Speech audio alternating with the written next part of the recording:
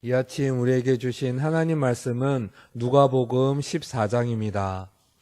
신약 성경 누가복음 14장 16절에서 24절까지의 말씀입니다. 우리 한 목소리로 함께 합독하겠습니다.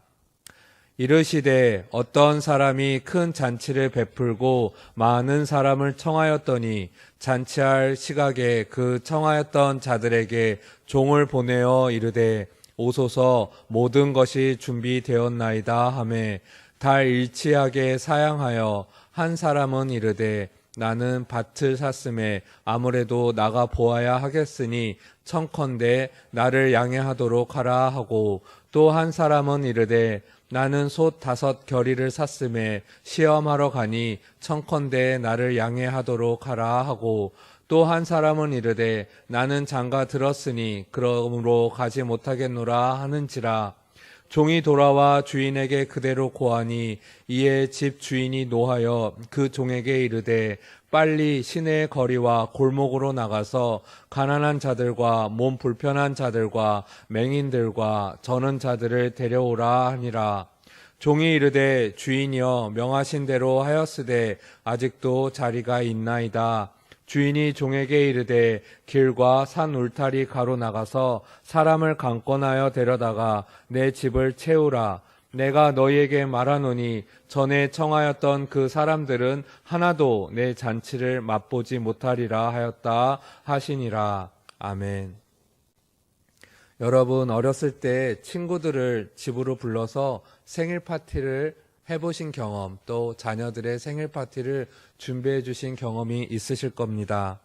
생일이 다가오기 전부터 방도 열심히 치우고 또 엄마가 준비해 주시는 생일 파티 음식에도 이것저것 참견을 하며 신경도 많이 쓰고 그리고 정성스레 초대장을 만들어 단짝 친구들과 평소 마음에 두고 있던 이성 친구에게도 넌지시 초대장을 건네주기도 했습니다. 가지고 싶은 선물도 은근히 기대해 보았습니다. 드디어 기다리던 생일날이 되었습니다. 그런데 막상 초대했던 친구들이 오지 않았습니다. 어떤 기분이 들까요? 허탈감과 상실감, 더 심한 경우에는 배신감마저 들 수 있습니다. 오늘 우리가 읽은 누가복음 말씀에서는 큰 잔치를 준비한 사람의 이야기가 나옵니다. 그는 잔치가 열리기 전부터 사람들을 초대하며 꼭 잔치에 나오길 기대했습니다. 심지어 잔치 당일에는 예의를 갖춰 종을 보내 초대한 사람들을 직접 모시러 가게 하였습니다. 하지만 초대받은 사람들은 이런저런 변명을 늘어놓으며 잔치 자리에 가는 것을 거부하였습니다. 당시 사회의 풍습에 따르면 그들은 미리 초대장을 받고 잔치에 참여하길 희망했기 때문에 종이 그들을 모시러 간 것이었습니다. 하지만 그들은 밭을 돌본다는 이유로, 자신의 소를 살핀다는 이유로, 장가를 갔다는 이유로 초대받은 잔치에 참여하길 포기했습니다. 그들의 행동은 무례한 것이었습니다. 만약 그 잔치가 그들의 인생에 정말 중요한 자리였다고 생각한다면 과연 그 잔치에 참여하는 것을 그 사람들이 포기했을까요? 오늘 누가복음의 큰 잔치 비유는 당시 바리새인 지도자들을 향한 예수님의 말씀입니다. 하나님께서 큰 잔치를 여시며 사람들을 초대하였습니다.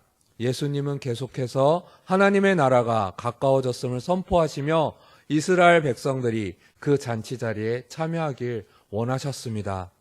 당시 바리새인들은 율법을 잘 지키며 자신들은 당연히 구원받았다는 생각을 하였습니다.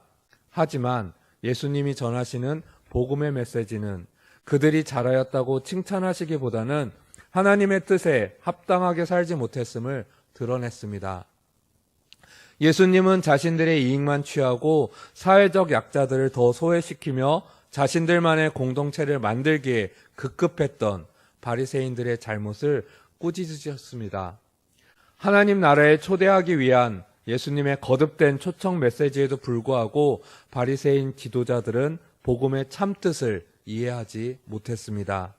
결국 그들은 잔칫날이 되었을 때 잔치 자리에 참여하지 않았습니다.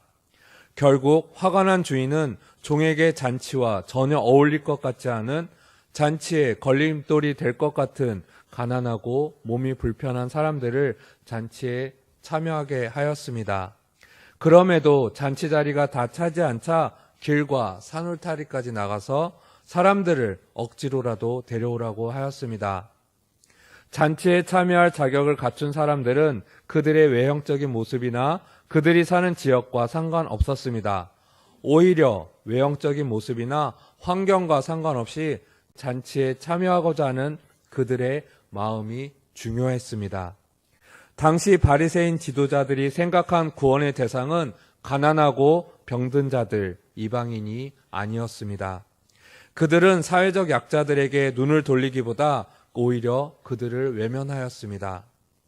하지만 하나님께서는 계속해서 마음의 중심을 보시며 사람들의 외적인 모습이나 환경에 관심을 갖지 않으셨습니다. 하나님을 향한 마음과 하나님이 지으신 세상을 사랑하고 이웃을 사랑하는 마음이야말로 하나님 나라 잔치에 참여할 수 있는 자격이었습니다. 여러분, 우리들의 모습은 어떠한가요? 교회 안에서 나랑 의견이 잘 맞고 나한테 잘하는 이웃들, 내가 대접할 만한 이웃들, 예수님이 정하신 기준이 아니라 내가 정한 기준에 따라 사람들을 만나고 있진 않으신가요? 내 경험과 지식에 따라 나에게 이로운 이웃들만 만나고 계시진 않으신가요? 그래서 소외당하고 상처받아 눈물 흘리고 있는 예수님이 돌보셨던 가난한 자, 과부, 고아, 나그네들처럼 정말 돌보아야 할 이웃들에겐 눈길조차 보내지 않고 있진 않으신가요? 우리들의 마음을 다시 고쳐야 합니다. 하나님의 시선은 약하고 소외받는 이웃들을 향해 계십니다. 교회가 바로 세워지기 위해서는 이런 하나님의 시선으로 나와 내 주변을 그리고 세상을 바라보셔야 합니다. 여러분, 하나님께서는 우리가 잔치에 참여하길 원하시며 우리에게 초대장을 보내주셨습니다.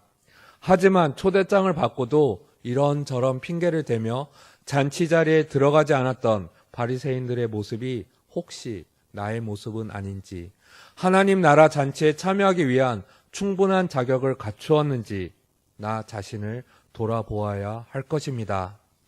마태복음 22장 14절에서 예수님은 말씀하십니다. 청함을 받은 자는 많되 택함을 입은 자는 적으니라 라고 말입니다. 모든 사람에게 하나님 나라 잔치 초대장을 보내주셨지만 그 잔치에 모두 들어갈 수 있는 것은 아니라는 말씀 꼭 기억하시길 바랍니다. 이 자리에 계신 여러분 모두가 오늘부터 하나님의 부르심에 합당한 삶을 살아가시며 나의 시선과 나의 기준이 아닌 하나님의 시선으로, 하나님이 세워주신 기준으로 내 주위의 어려운 이웃들을 바라보고 함께 살아가시기를 꿈꾸셔야 합니다. 그렇게 할 때 하나님 나라의 큰 잔치가 열릴 수 있습니다.